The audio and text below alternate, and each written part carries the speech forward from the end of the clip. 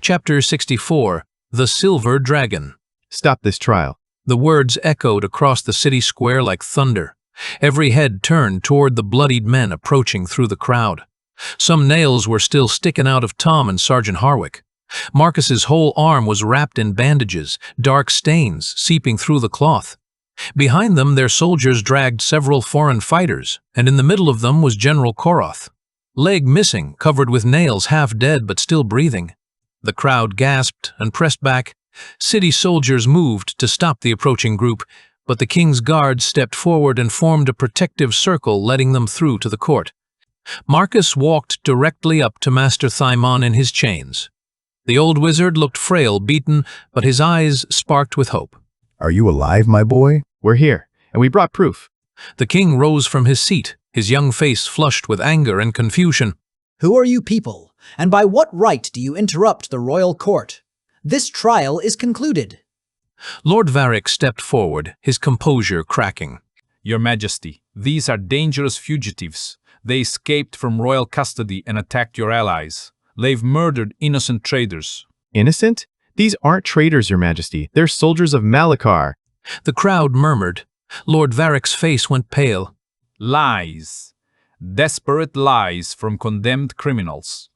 Marcus gestured to the barely conscious General Koroth. This man is General Koroth, one of Malachar's commanders. We found him with a caravan full of iron, copper, and magnets, the same materials that have been disappearing from our mining operations. Preposterous.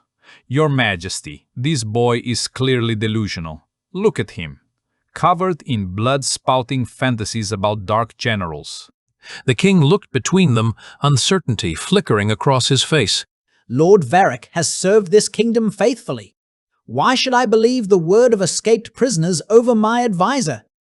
Master Thymon struggled against his chains. "Your Majesty, if you would allow me to speak." "You are condemned for treason. Your words have no weight here." Alice stepped forward from behind Varick, her face torn between guilt and determination. "Marcus, stop this. You're only making things worse for everyone." Alice, you still think he's going to keep his promises? Lord Varick has negotiated peace. The attacks have stopped. The border towns are safe. Because Malachar got what he wanted. He doesn't need to attack when you're handing him everything he needs. Tom stepped up beside Marcus. "Yeah, and what about our families? What about everyone in the mines?" Varick's composure finally snapped. Enough of this circus. Your Majesty, execute these criminals immediately. Their very presence threatens the peace we've worked so hard to achieve." The king nodded slowly. "Guards seize." Commander Kane's voice boomed across the square. Everyone turned to see the commander stepping forward with several of his men, all bearing wounds from their imprisonment. "Your Majesty, I have served this kingdom for 20 years. Before you act, examine the evidence these men have brought."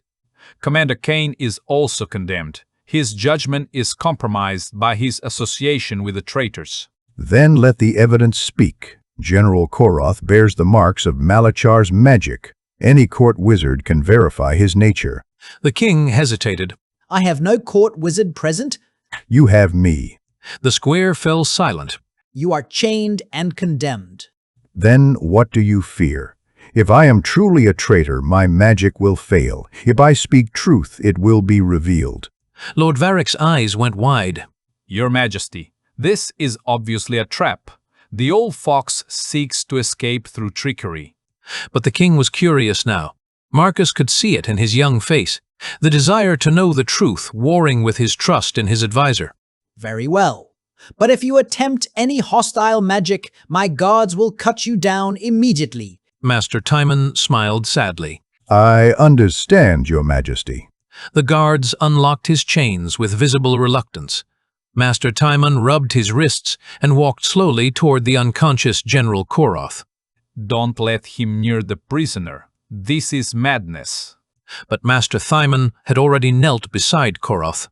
He placed his weathered hands on the general's forehead and closed his eyes. The air shimmered. Suddenly, dark shadows writhed around Koroth's unconscious form. The shadows had substance, reaching out like hungry tendrils toward the crowd. Several people screamed and backed away. "Malachar's corruption. This man has been bound to the Dark Wizard's will for years. No innocent traitor bears such marks.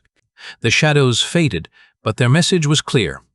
The king stared at Koroth's form, then slowly turned to Lord Varric. Explain this. Varric's face went through a series of expressions.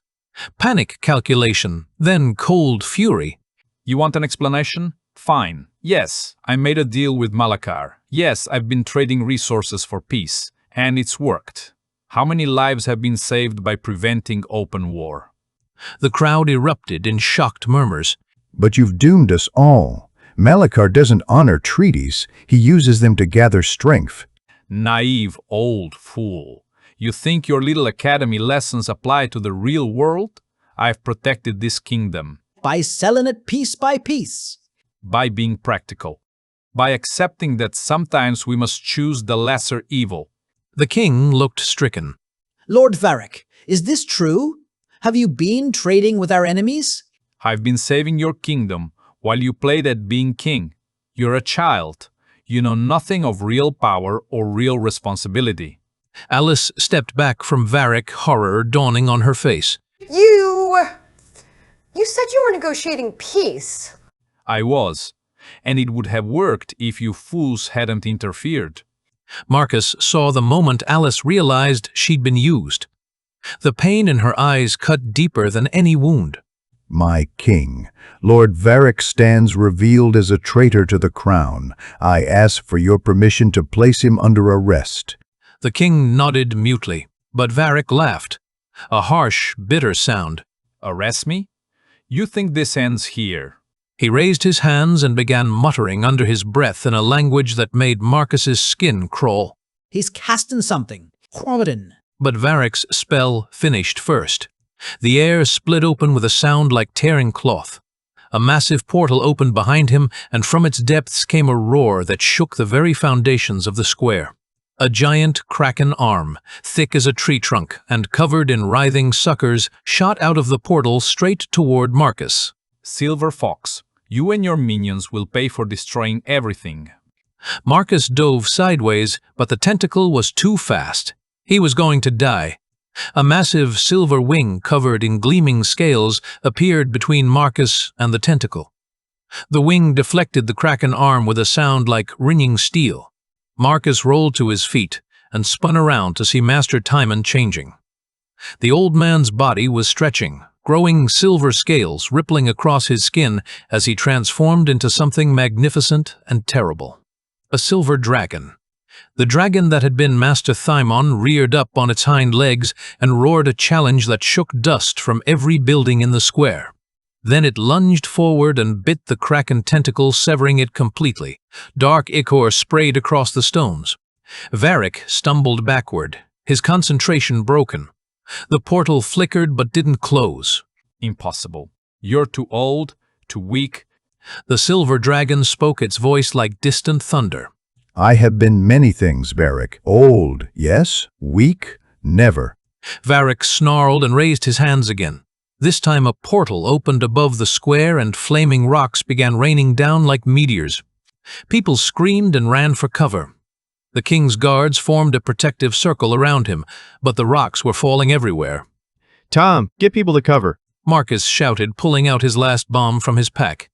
Tom nodded and began pushing people toward the buildings, his enhanced strength letting him move them quickly to safety.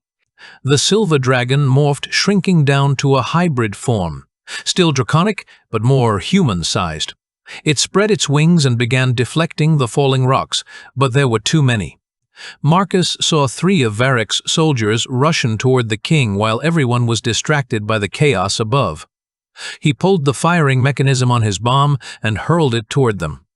The explosion sent all 3 soldiers flying, but also cracked one of the stone pillars supporting the platform where the king stood. Good platform. Tom was already moving. He leaped up onto the creaking platform just as it started to collapse and caught the stone pillar with both hands. His muscles bulged as his enhancement magic kicked in, holding the massive weight steady. Get the king out of here. But the distraction cost them. Varric had channeled more power, and now multiple portals were opening around the square. More tentacles emerged along with floating creatures that looked like jellyfish made of shadow. The silver dragon hybrid roared in frustration and began fighting on multiple fronts, its claws and breath weapon cutting through enemies, but Marcus could see it was taking a toll. Master Taimon's ancient body wasn't meant for this kind of transformation. He's killing himself. Marcus looked around desperately. They needed to stop Varric, but the traitor was protected by his summoned creatures and the chaos of his magic. Then Marcus remembered something. He pulled out his last iron beads, the ones he'd planned to use in his makeshift shotgun. Alice, you know Varric's spell patterns. Where does he need to stand to maintain the portals? Alice looked confused for a moment, then understanding dawned. The center. He needs to stay in the geometric center of his pattern. Marcus nodded and took careful aim.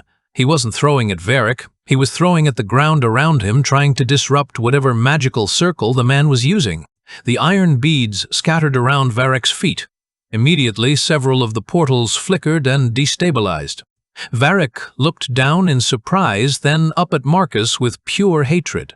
Clever boy, but not clever enough. He raised both hands and began a new incantation. This one felt different, darker, more desperate.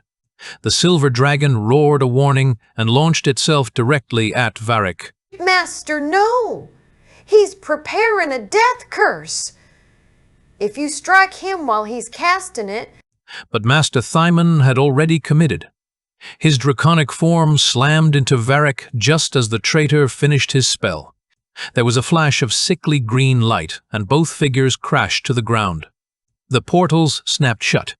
The summoned creatures dissolved. The flaming rocks stopped falling. Silence descended on the square like a heavy blanket. Marcus ran toward the two still forms. Varric was clearly unconscious, maybe dead. But Master Timon, the dragon form, was already fading, leaving behind the familiar figure of the old wizard. But something was wrong.